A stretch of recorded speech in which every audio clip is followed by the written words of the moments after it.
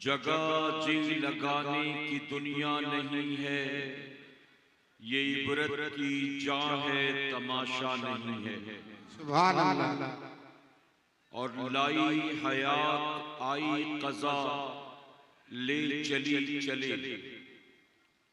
लाई हयात आई कज़ा, ले चली चले। अपनी खुशी ना आए ना अपनी खुशी चले। और ये बड़ा मशहूर शेर है, आपने पहले भी सुना होगा। आगाह अपनी मौत से कोई बशर नहीं, आगाह अपनी मौत से कोई बशर नहीं। सामान 100 बरस का है, पल की खबर नहीं। मेरे प्यारे आका अलैहिस्सलातु तस्लीम के प्यारे दीवानों, काबिल मुबारकबाद है वो हजरात जिन्होंने आज की शब इस पाकीज़ा महफिल को सजाया है। और काबिल मुबारकबाद हैं हम और आप कि जिन्हें अल्लाह ने इस बाबरकत महफिल में आने की तौफीक अता फरमाया है। अल्लाह तबारक व तआला महफिल के सजाने वालों को सजाना और आपका हमारा यहाँ आना कबूल फरमाए। जो हज़रात सुनने के लिए तैयार हैं जरा कहें सुभान अल्लाह। सुभान अल्लाह। ये दाईं तरफ जो मुसलसल शोर हो रहा है, मुझे नहीं पता कि शोर की वजह क्या है, लेकिन अगर इसको खामोश करा देंगे तो बेहतर होगा। उसकी वजह यह है कि उनकी आवाज कंटिन्यू मेरे कान में आ रही है और फिर ऐसे में कॉन्सेंट्रेट कर पाना या सही से तवज्जो देकर बयान कर पाना थोड़ा सा मुश्किल है। तो इसलिए दाईं तरफ जो लोग हंगामा किए हुए हैं, अगर वो खामोश हो जाएं तो ज्यादा बेहतर होगा उनके हमारे के हक में। मेरे प्यारे आका अलैहिस्सलातु तस्लीम के प्यारे दीवानों, हम तकरीबन रात के 2:30 बजे बरेली शरीफ से होते हुए दिल्ली पहुंचे और फिर दिल्ली के जरिए सफर करते हुए तकरीबन 9:45-10 बजे आपके इलाके में पहुंचे हैं। और फौरन तैयार होकर मैं आपके सामने हाजिर आ गया और बहुत जल्द इंशाअल्लाह आज की खुसूसी खतीब, आज की इस महफिल के मरकजी खतीब औलादे गौसे आज़म सैयद अमीनुल कादरी साहब क़िबला भी आपके सामने तशरीफ लाएंगे। मैं गुजारिश करूंगा कि आप खामोशी के साथ मेरी गुफ्तगू को सुनने और समझने की कोशिश करें। आप में से जिन किसी हजरात ने मुझे पहले कभी कहीं सुना होगा या सोशल मीडिया पर अगर आपने कहीं मेरा कोई वीडियो या क्लिप देखा होगा, तो आप जानते हैं कि मैं जज्बाती तकरीर नहीं करता हूं, बल्कि मैं इस्लाही तकरीर किया करता हूं। और इस्लाही तकरीर करने के लिए और इस्लाही तकरीर सुनने के लिए सबका तवज्जो देना जरूरी होता है और जिस्म के साथ जहन का हाजिर होना जरूरी होता है। अगर जिस्म यहाँ मौजूद हो और जहन कहीं और हो तो जाहिर है कि बात समझ में नहीं आती। तो तवज्जो के साथ आप सुनेंगे। मेरे प्यारे आका के प्यारे दीवानों, सबसे पहली चीज, पहला मैसेज मैं आपको देना चाहता हूं वो ये है कि मैं देख रहा हूं कि मेरे सामने बहुत सारे नौजवान ऐसे हैं जो नंगे सर बैठे हुए हैं, यानी जिनके सर पर टोपियां नहीं है। करेक्ट है ना? मेरे प्यारे आका के प्यारे दीवानों, बुरा मत मानिएगा, उलमा मौजूद है, उलमा की अच्छी खासी जमात मौजूद है, तलबा भी मौजूद है, अइम्मा भी मौजूद है। और इन सब की मौजूदगी में एक बात माजरत के साथ कहना चाहूंगा, हम सुन्नियों के यहाँ साल भर जलसे होते रहते हैं। बताइए, कोई ऐसा तो नहीं है 5 साल में एक बार हो रहा है, 10 साल में एक बार हो रहा है, साल भर जलसा होता है। और हम हर ओकेशन पर, हर मौके पर किसी न किसी बहाने जलसा करते रहते हैं। माह मुहर्रम से जलसे का आगाज होता है।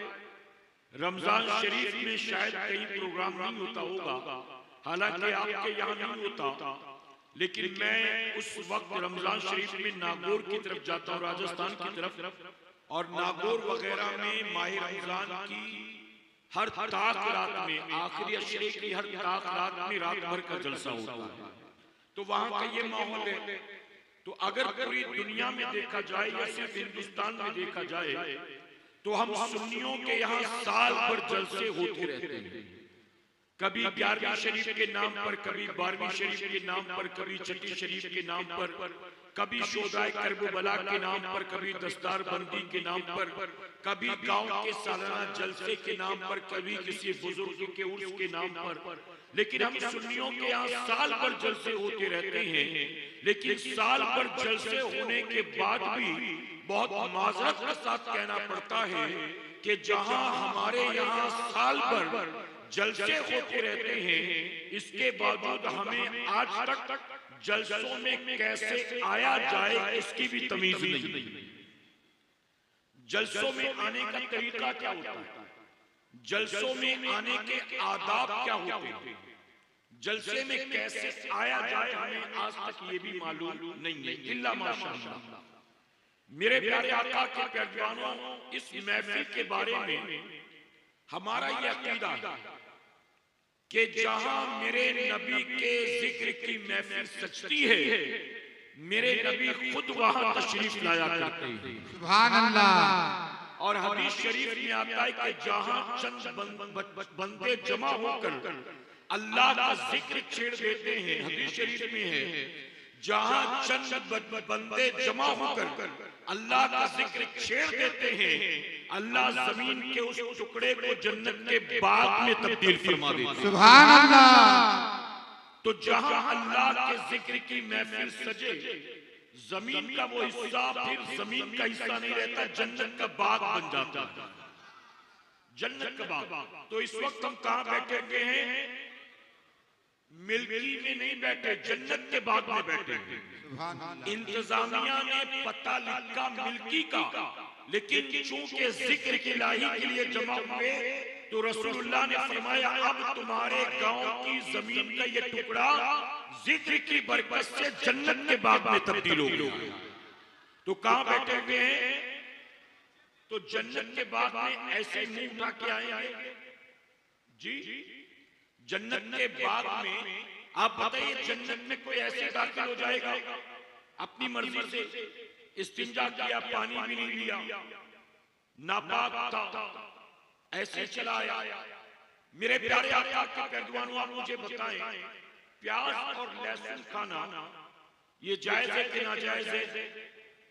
जी डरे नहीं बाबा, प्याज खाना जायज है कि नहीं? प्याज को क्या कहते हैं आप? प्याज ही कहते हैं ना, मैं समझा लैंग्वेज प्रॉब्लम तो नहीं है ना, प्याज ही कहते हैं। और लहसुन को लहसुन कहते हैं, करेक्ट है। दोनों चीजें खाना जायज है ना? कोई सालन, कोई सब्जी, तरकारी, कोई पुलाव, बिरयानी इसके बगैर बनता नहीं ना, ये दोनों चीजें खाना जायज।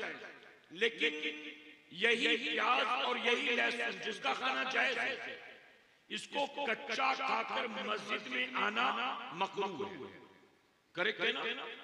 जायज चीज है, लेकिन कच्चा खा लो तो मुंह से बू आती है, तो मुंह से बू आती है तो उसे मस्जिद में खाकर आना मकरूह, मस्जिद के आदाब के खिलाफ।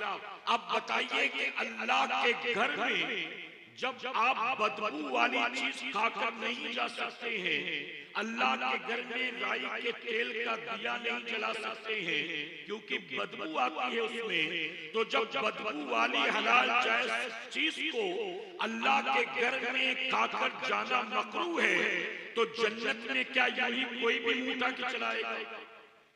उसके जिस्म से भी बदबू आ रही हो, कपड़े से भी बदबू आ रही हो, मुंह से भी बदबू आ रही हो, ऐसे मैला कुचैला ऐसे चलाएगा जन्नत के बाग में? क्या ये मुमकिन है? तो जन्नत के बाग में भी कुछ आदाब है आने के। मेरे प्यारे आका के पैगंबरों, ये जिक्र की महफिल, मेरे नबी फरमाते हैं कि फरिश्तों की जमात है जिस जमात का काम यह है कि वो सिर्फ जमीन पर जिक्र की महफिल तलाश किया करते हैं, जहां जिक्र की महफिल सजती है ना, फरिश्ते उस महफिल को तलाश करते हैं और फिर जब उन्हें महफिल मिल जाती है तो फरिश्ते जमा हो जाते हैं। और कितने जमा होते हैं? यहाँ तो 200, 500, 800, 1000, 1200, 1500 जमा हुए होंगे। जिनकी खातिर महफिल को सजाया गया उनको तो आप गिन सकते हो कि कितने आए थे, लेकिन फरिश्ते जो यहाँ आते हैं उनकी गिनती आप नहीं कर सकते।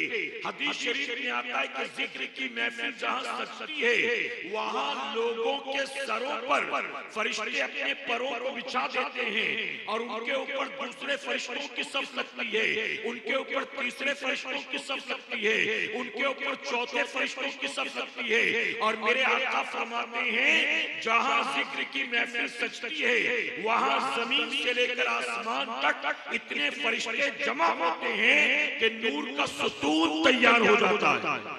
सुभान अल्लाह। तो हमें दिखाई नहीं दे रहे लेकिन मौजूद है ना फरिश्ते।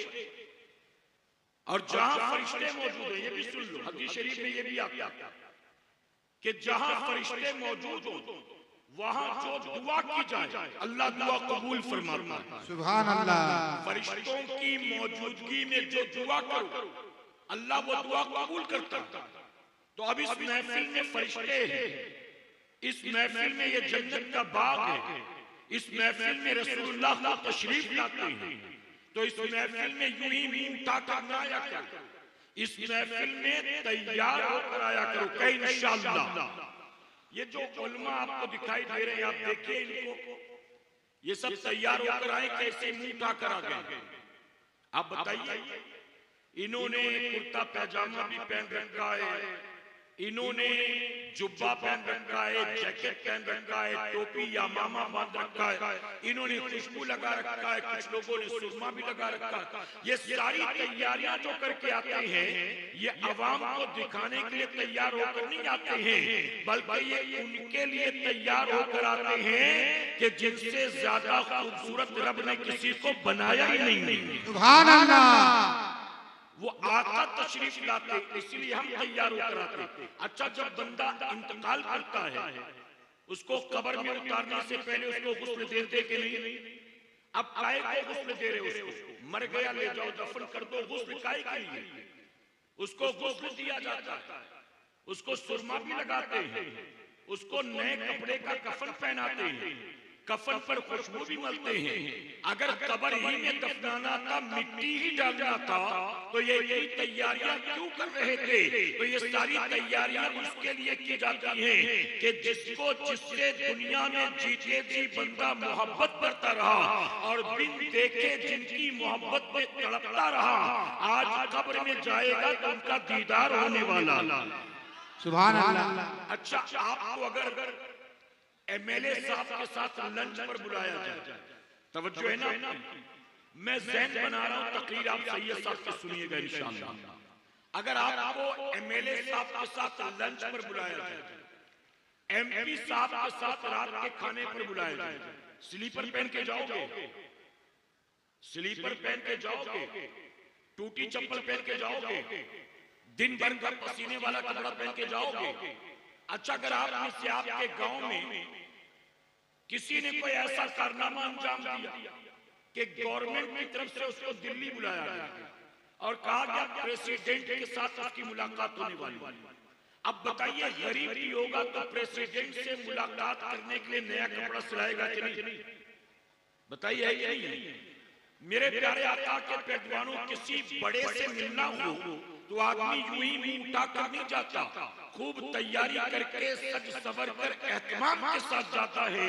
आप दिल पर हाथ रखकर बताओ, मेरे नबी से बड़ा भी रब ने कायनात में किसी को पैदा फरमाया?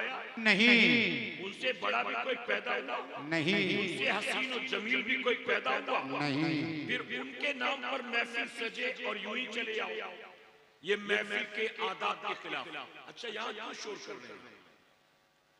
जिन्हें जहां जगह मिले बैठ जाएं, आप डिस्टर्ब ना करें, आप शोरगुल ना करें, पीछे की तरफ बैठ जाएं, जहां जगह मिल जाए बैठ जाए। दुरूद शरीफ पढ़ने की मर्तबा अल्लाहुम्मा सल्ली अला मुहम्मद व आलिहि अल्फ अल्फ मरहमत। तो मेरे प्यारे आका अलैहिस्सलाम के पेशवानों, मेरी बात समझ में आई आपको? ये इतनी बात, जो दो तीन बातें मैंने बताया, आपको समझ में आ गई बात? जी, जिनको समझ में आई क्या सुभान अल्लाह, तवज्जो है ना आपकी? मेरे प्यारे आका के पेशवानों, सिर्फ जुमा की नमाज में टोपी पहनना सुन्नत नहीं है। सिर्फ मस्जिद में जाओ तो टोपी पहनना सुन्नत नहीं है। सिर्फ नमाज जनाजा में शरीक हो तो टोपी पहनना सुन्नत नहीं है। बल्कि दस्तरखान पर खाते वक्त भी टोपी पहनना मेरे नबी की सुन्नत मुबारक। बाजार जाते वक्त भी सर ढांक कर जाना मेरे नबी की सुन्नत। बेशक। इस्तिंजा खाने में भी सर ढांक कर जाना मेरे नबी की सुन्नत। अब बताइए, दस्तरखान पर भी सर ढांक कर बैठो, नबी की सुन्नत। बाजार जाओ तो सर ढांक कर जाओ, नबी की सुन्नत। इस्तिंजा खाने में जाओ तो सर ढांक कर जाओ, नबी की सुन्नत। और यहाँ अल्लाह रसूल के जिक्र की महफिल में ऐसे चले आते हैं। तो पता चला कि हमें महफिलों में आने के आदाब तक नहीं मालूम, करे नहीं। तो आइंदा जब कभी ऐसी महफिल में आए, अपने सर को ढांके, सुन्नत पर अमल करें। अल्लाह तौफीक दे तो अमामा शरीफ बांधना शुरू करें, वरना टोपी पहन ले कोई बात नहीं, अमामा भी सुन्नत है, टोपी भी सुन्नत है। आप कोशिश करें कि आपका सर ढका होगा क्या? इंशाअल्लाह। मेरा एक मशवरा है, मैं पूरे हिंदुस्तान में ट्रैवल करता हूँ और आप यहाँ रहते हैं वेस्ट बंगाल में। आपको पता है कि इस वक्त हमारे मुल्क के हालात क्या है, जानते हैं ना? मेरे प्यारे आका के पेशवानों, पिछले कुछ सालों में आपको पता है कि अलग अलग स्टेट में अलग अलग बहानों से कई मुसलमानों की मॉब लिंचिंग कर दी गई। पता है कि नहीं आपको? कोई ढकी छुपी बात नहीं। अलग अलग स्टेट में अलग अलग बहानों से मुसलमानों को घेर कर मार दिया गया, मॉब लिंचिंग कर दी गई। मैं कहता हूं मुसलमानों, ऐसे में हुजूर की सुन्नत को अपनाओ, अपने सर पर टोपी पहनने की आदत रखो। उसकी वजह यह है कि मौत तो एक दिन आना ही आना है। कहाँ आएगी, किस हाल में आएगी, ना हम जानते हैं ना आप जानते हो, अल्लाह तबारक व तआला जानता है। कम से कम अगर टोपी पहनने की आदत होगी या अगर जेब में आपके टोपी होगी, तो आपके मरने के बाद आपको नंगा तो नहीं किया जाएगा देखने के लिए कि कौन से मजहब से ताल्लुक रखता है। आपके सर की या आपके जेब की टोपी बता देगी कि इस्लाम का मानने वाला। सुभान अल्लाह। तो कम से कम मरने के बाद बेइज्जत होने से बच जाओ, मरने के बाद गैरों के हाथ नंगे होने से बच जाओ। तो हुजूर की सुन्नत पर अमल करेंगे इंशाअल्लाह। अच्छा, अब एक बात और दोहरा दूं। अभी मैंने आपको बताया इस वक्त हम कहां बैठे हैं जी? हुजूर ने फरमाया जन्नत के बाग में बैठे। हुजूर ने क्या फरमाया? ये जमीन का टुकड़ा क्या है? जन्नत का बाग है। जन्नत का बाग। अच्छा, जन्नत के बाग में कोई अपनी मर्जी से दाखिल हो सकता है? जी नहीं। तो पता चला जितने आए हैं कोई अपनी मर्जी से नहीं आया, सब मौला की मर्जी से आया। सुभान अल्लाह। अपनी मर्जी से कोई एक भी आया है, चाहे वो ऊपर बैठे हो, चाहे नीचे बैठे हो, चाहे पीछे खड़े हो, एक भी अपनी मर्जी से नहीं आया। आए वही हैं जिनको मेरे रब ने तौफीक अता फरमाया है। अब मेरे प्यारे आका के पेशवानों, यहाँ से जब कर जाएं, तवज्जो है आपकी? ये चलत होती रहेगी, मैं इसमें टाइम वेस्ट नहीं करता, आप मेरी बात में तवज्जो। अब जब यहाँ से उठकर जाएं, तो ये जहन में बात होनी चाहिए कि मैं जन्नत के बाग से होकर आ रहा हूं। अब जब जन्नत के बाग से होकर आ रहा हूं, तो मैं जिंदगी भर कभी जहन्नम में जाने वाला काम नहीं करूंगा इंशाअल्लाह। जन्नत के बाग से होकर आया, अब जीऊंगा भी जन्नतियों की तरह, मरूंगा भी जन्नतियों की तरह। अब जहन्नम में जाने वाला कोई काम नहीं करूंगा। इरादा करते हैं कि इंशाअल्लाह। मेरे प्यारे आका के पेशवानों, ये तमहीद। अब चलिए तकरीर की तरफ, इजाजत है आपकी? जी। अब आप तकरीर सुने मेरी। एक रिपोर्ट के मुताबिक, बहुत गौर से सुनिएगा, पढ़े लिखे नौजवान भी मौजूद है, वो भी सुनिए। एक रिपोर्ट के मुताबिक पूरी दुनिया में हर 24 घंटे के अंदर 1,70,000 इंसान रोजाना मरते हैं। 1,70,000 इंसान वर्ल्ड वाइड हर 24 घंटे में मरते हैं। रीजन अलग अलग, कैंसर से, टीबी से, हार्ट अटैक से, एक्सीडेंट से, उम्र की वजह से, ऑपरेशन की वजह से, ऑपरेशन फेल होने की वजह से, बीमारी की वजह से, नशावर चीजों की वजह से, अलग अलग चीजों की वजह से। लेकिन रोजाना 1,70,000 लोग पूरी दुनिया में मरते हैं।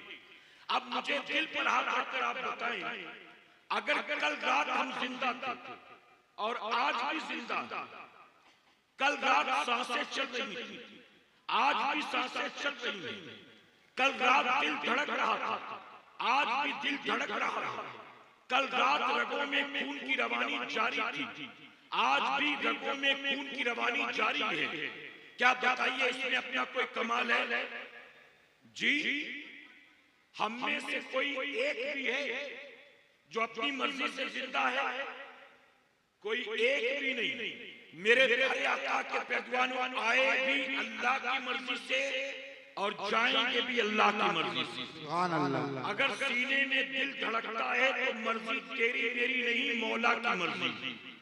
आंखें काम करती हैं तो मर्जी मौला की है, कान काम करते हैं तो मर्जी मौला की है, अगर रगों में खून दौड़ रहा है तो मर्जी मौला की है, अगर सांसें चल रही हैं तो मर्जी मौला की है, रात सोने के बाद सुबह उठने की मोहलत मिलती है तो मर्जी मौला की है, हम खाते पीते हैं तो मर्जी मौला की है।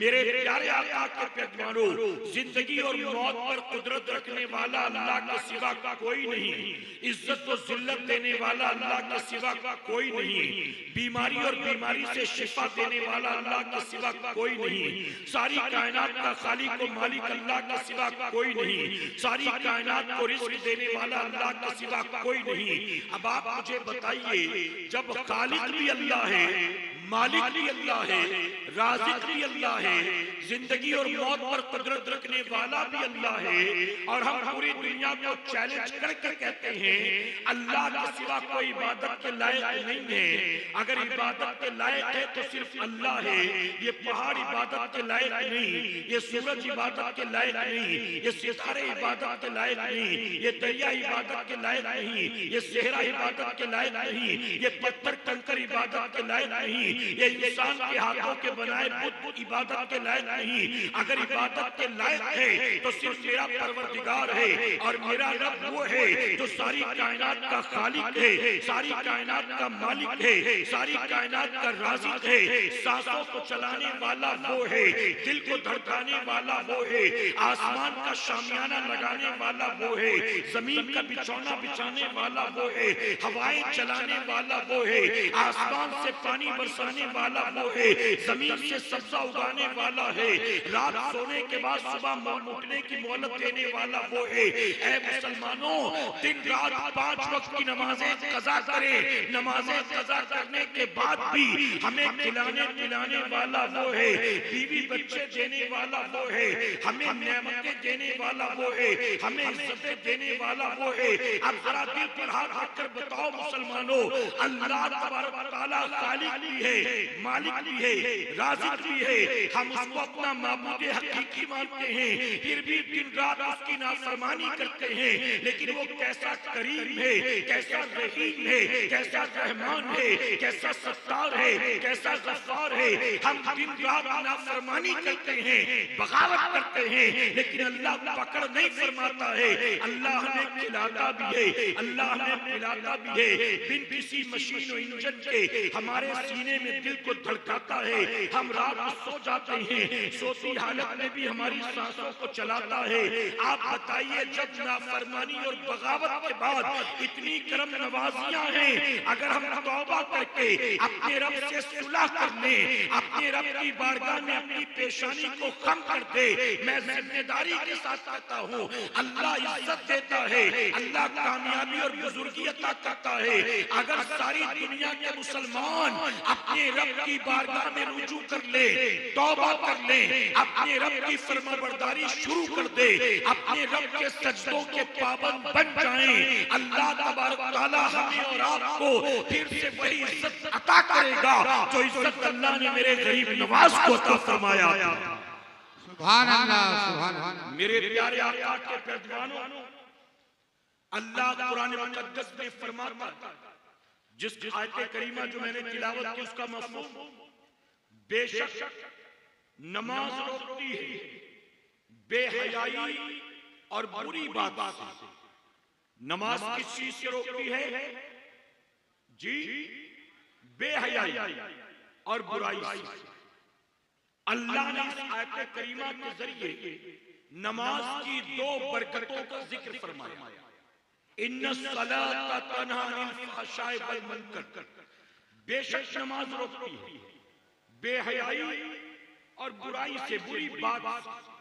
अब आप मुझे बताइए, नमाज बेहयाई और बुराई से किसे रोकेगी? दुनिया के सारे इंसानों को रोकेगी? दुनिया के सारे इंसानों को रोकेगी? नहीं। दुनिया के सारे मुसलमानों को रोकेगी? नहीं। किसे रोकेगी? मैं मिसाल देता हूं। अगर मान लीजिए किसी को हार्ट का प्रॉब्लम, तवज्जो है आपकी, ये बीच में कुछ लोग दाएं बाएं देखते हैं, बातें करने लगते हैं, इससे डिस्टर्ब होता है। अगर आप डिस्टर्ब करते हो ना, तो आप सिर्फ नेकियों से महरूम नहीं रहते बल्कि गुनाहगार भी होते हो, क्योंकि आपकी वजह से दूसरे का माइंड डाइवर्ट होता है। सुन रहे ना आप अच्छे से? नमाज बेहयाई बुराई से रोकेगी कैसे? किसे? न सारी दुनिया के इंसानों को, न सारी दुनिया के मुसलमानों को। फिर रोकती किसे? मिसाल के जरिए आप समझेंगे। अगर किसी इंसान को अल्लाह न करे, 1000 बार न करे, अचानक हार्ट अटैक आया, तो अगर हार्ट अटैक आया तो जिसको हार्ट अटैक आया उसको लेकर कहां जाएंगे आप जी? हॉस्पिटल लेकर जाएंगे। और वो भी कौन से हॉस्पिटल? उल्टी जुलाब वाले नहीं, हार्ट के डॉक्टर के पास ले जाएंगे। करे आप अपने इलाके के डॉक्टर के पास ले गए, डॉक्टर ने टेस्ट किया, चेक किया, रिपोर्ट आई, डॉक्टर ने कहा कि टेम्पररी मैंने इलाज कर दिया, लेकिन मुकम्मल शिफा चाहिए तो आप इनको कोलकाता लेकर जाइए। वहां फला अस्पताल में फला डॉक्टर है जो कार्डियोलॉजिस्ट है, हार्ट का स्पेशलिस्ट है, उसके पास अमेरिका की डिग्री है। आप वहां ले जाइए, वहां इनका इलाज अच्छे से हो जाएगा। अब आप बताइए, उस हार्ट के मरीज का इलाज कराने के लिए आप उस डॉक्टर के पास जाते हैं कि नहीं जाते हैं? अगर किसी को शुगर की तकलीफ हो, शुगर का डॉक्टर मालदा में है, मरीज मिल्की में रहता है, शुगर का स्पेशलिस्ट डॉक्टर मालदा में है। अब अगर उस मरीज को इलाज करवाना है तो घर बैठे उसका इलाज नहीं होगा, उसको सफर करके मालदा में शुगर के डॉक्टर के पास जाना होगा कि नहीं होगा? अगर किसी को अल्लाह न करे, 1000 बार न करे, कैंसर हो गया, अगर किसी को बीपी का प्रॉब्लम है, ब्लड प्रेशर का प्रॉब्लम है, वो उसी मर्ज के स्पेशलिस्ट डॉक्टर के पास जाएगा इलाज कराने के लिए। आपके गांव में मरीज मौजूद है, मालदा में, कोलकाता में, दिल्ली में, मुंबई में डॉक्टर मौजूद है। इलाज कराने के लिए जब तक डॉक्टर के पास नहीं जाओगे, इलाज भी है, मरीज भी है, लेकिन जब तक जाएगा नहीं तब तक तुझे आराम नहीं होगा। मेरे प्यारे आका के पैदवानों, बस इसी तरह अल्लाह ने फरमाया नमाज रोकती है बेहयाई और बुराई से, लेकिन नमाज बेहयाई और बुराई से रोकती किसको है? ना हर इंसान को रोकती है, ना हर मुसलमान को रोकती है, बल्कि नमाज बेहयाई बुराई से उसे रोकेगी जो नमाज के करीब आएगा, जो नमाज पढ़ेगा। अगर किसी को प्यास लगी हो, स्टेज पर 3 बोतल रखी है पानी की भरी, और वो वहां प्यासा बैठा है, पानी देखकर प्यास बुझेगी, खाना देखकर भूख मिटेगी, दवाइयां देखकर आराम हो जाएगा, इस्तेमाल करोगे, खाओगे, पियोगे, तब आराम होगा। नमाज की बरकतें हक है, लेकिन बरकतों से माला माल कौन होगा? जो नमाज पढ़ेगा, नमाज के करीब आएगा। और आज हमारे मुआशरे में, आप तवज्जो से सुने, जो डिस्कस कर रहे हैं उनको छोड़े, हमारी सोसाइटी में आज बुराई भी है, बेहयाई भी है। बताइए, गलत नहीं कह रहा हूं? आज हमारे मुस्लिम मुआशरे में तेजी के साथ दोनों बीमारियां फैल गई हैं। बुराई भी, बेहयाई भी, बेगैरती भी, बेशर्मपन भी। जानते हो कौन कौन सी बुराई? मैं इस वक्त पूरे हिंदुस्तान में ये अलग ऐलान कह रहा हूं हर मिंबर पर, इस वक्त मुस्लिम मुआशरे में दो बुराइयां बहुत तेजी से फैल रही हैं। और वो दो बुराई क्या है? मुस्लिम कौम का नौजवान तेजी के साथ नशावर चीजों की तरफ जा रहा है, चरसी, गंजेड़ी, अफीम बन रहा है, शराबी, ब्राउन शुगर, ड्रग, हेरोइन लेने वाला, एमडी, कोरेक्स, वाइटनर सोल्यूशन लेने वाला। आज मुस्लिम कौम का नौजवान तेजी से नशा कर रहा है। और दूसरी बुराई कौन सी है? मुसलमानों की बच्चियां इतनी बेहया, इतनी बेशर्म, इतनी बेगैरत हो गई है। आज मुसलमान घर में, मुसलमान खानदान में पैदा होने वाली मुसलमान की बेटी अपने नफ्स के लिए, अपनी जिस्मानी लज्जत और ख्वाहिशात के लिए